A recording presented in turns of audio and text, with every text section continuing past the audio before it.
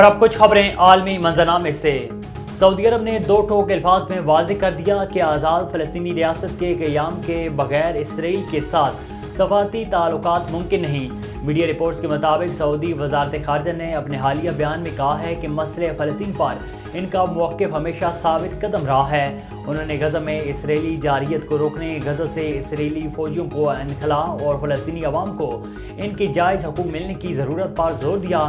بیان میں بتایا گیا کہ سعودی عرب نے امریکی انتظامیہ کو اپنے ٹھوس موقف سے آگاہ کیا کہ اسرائیل کے ساتھ اس وقت تک کوئی سفارتی تعلقات قائم نہیں کیے جا سکیں گے جب تک 1967 کی سرحدوں کے مطابق ایک آزاد فلسطینی ریاست کو تسلیم نہیں کیا جاتا جس کا دارالحکومت مشرقی یروشلم ہوگا۔ اسرائیلی فوج کی جانب سے غزہ میں بدترین جارحیت کا سلسلہ جاری ہے۔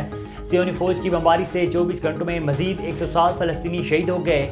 عرب میڈیا کے مطابق اسرائیل نے بربریت کی تمام حدیں پار کر دیں۔ اسرائیلی فوج نے دیر البلا میں ایک گودام اور رفح میں ایک گھر کو نشانہ بنایا۔ دونوں رہائش گاہوں میں فلسطینی بے گھر ہو گئے، متعدد شہید اور زخمی ہوئے۔ میڈیا رپورٹس کے مطابق صہیونی فوج نے جبالیہ میں گھر پر بم برسا کر مزید 20 فلسطینیوں کو شہید کر دیا۔ ہانگ کانگ کے ایئرپورٹ پر ایک غیر ملکی شخص طیارے تلے آ کر جان سے ہاتھ دھو بیٹھا۔ ہانگ کانگ ایئرپورٹ پر 34 سالہ اردن کا شہری ٹرک میں بیٹھا ہوا تھا کہ اچانک نیچے گرا اور اس طیارے تلے دب گیا جسے اسی ٹرک کے پیچھے کھینچا جا رہا تھا۔ ہلاک ہونے والا شہری زمینی سپورٹ اور مینٹیننس فرم چائنا ایئر کرافٹ سروسز میں کام کرتا تھا۔ ایئرپورٹ حکام کا کہنا ہے کہ سیٹ بیلٹ نہ باندھنے کے سبب یہ حادثہ پیش آیا۔ اردنی شہری طیارے سے ٹکرانے کے باعث ہلاک ہوا ہے۔ تاہم ایک 60 سالہ ٹرک ڈرائیور سے اردنی شہر کی موت کے حوالے سے تفتیش جاری ہے جسے خطرناک ڈرائیونگ کے شبے میں گرفتار کیا ہے۔